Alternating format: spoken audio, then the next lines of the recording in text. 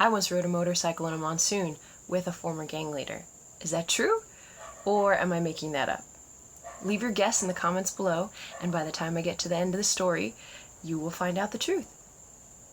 One lucky winner gets a thing. A book, to be exact.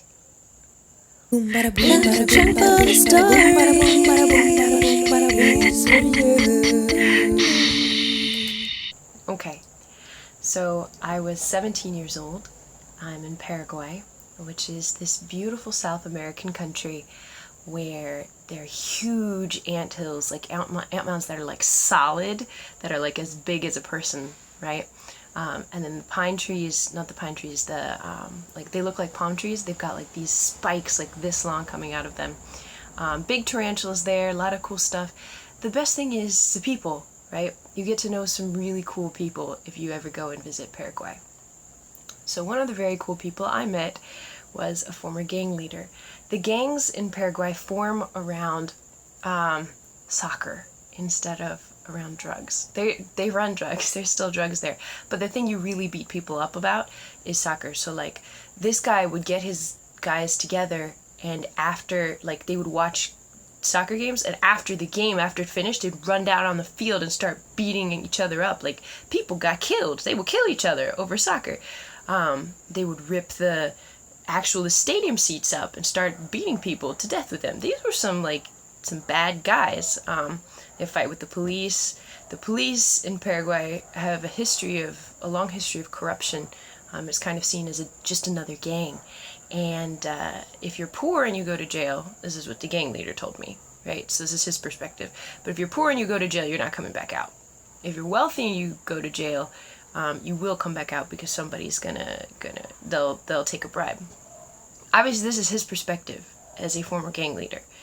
I have not met any Paraguayan cops personally, only gang leaders.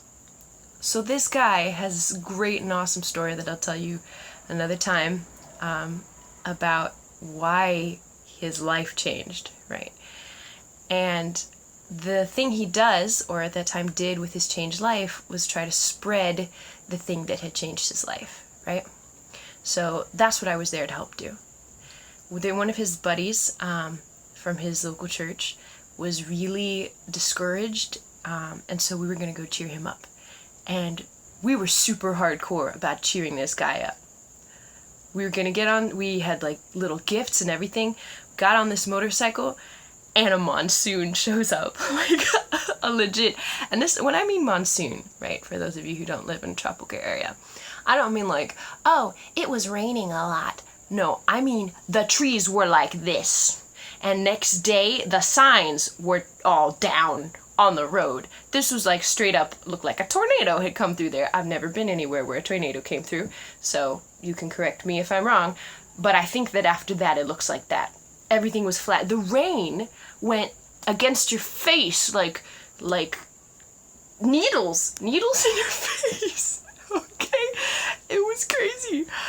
And then there was sand for some reason. I don't know. It was like being stabbed. So we're going on the motorcycle through this monsoon, and my buddy, the gang leader, who had 5 tattoos, by the way, and one of them is of a frog, told me that, like, he had once been in a monsoon so bad that his pet monkey, like, went flying because he forgot his monkey outside because it bit him.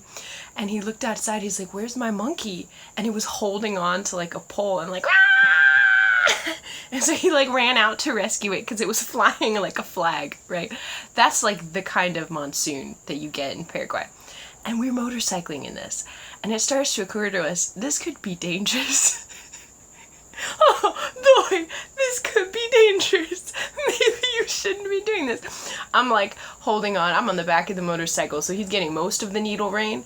But there was needle rain. That, like, wow. And, like, he made a racist joke about Asians, because apparently he's allowed to do that. Which I'm not even allowed to do that, and I'm part Asian, so, like, okay, alright, that's fine, this is how we do. because this is how you have to ride in a rainstorm like that.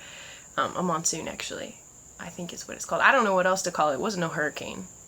Paraguay's landlocked. So, we get there. We don't get there. We had to give up and turn around because it was raining so hard. We got there the next day. And that's how I rode a motorcycle in a monsoon. Is this story true or false? Do do do do do do do. Leave your comment below right now, quick. It's actually totally 100% true, even the monkey and the frog tattoo. Tune in next week for another ridiculous story.